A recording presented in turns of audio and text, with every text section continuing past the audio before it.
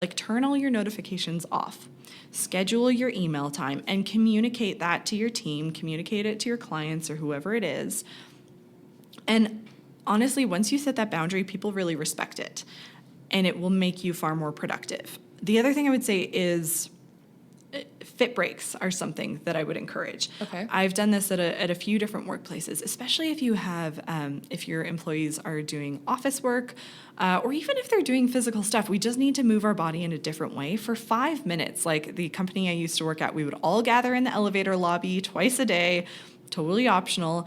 And someone would lead you in just like, literally arms up and down, like marching on the spot, like twists, stretches. And then you go back to your desk after 5 minutes, more refreshed, more focused, more productive. And if you can, one of the other things I really encourage is batch work. Okay. So if you are likely to have to do a lot of the same kind of thing in a week, like if you have a big report to work on, try and schedule a few hours to do a bunch of it at once rather than 30 minutes here, 30 minutes there, 30 minutes there. Because you will get into a flow state and you will be more productive and you'll get way more done. If you divide your day into all these tiny pockets of things, meetings are a great example of this.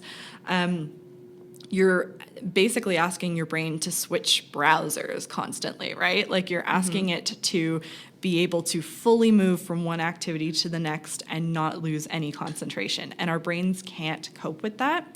So if you can say Mondays are my X day, Tuesdays are my accounting days, Wednesdays are my client meeting days, whatever it is, try and kind of theme your days if you can. I know not every business can do that, but there might be ways that you can do this. So instead of like, I don't know, like, do you enter your expenses every single day?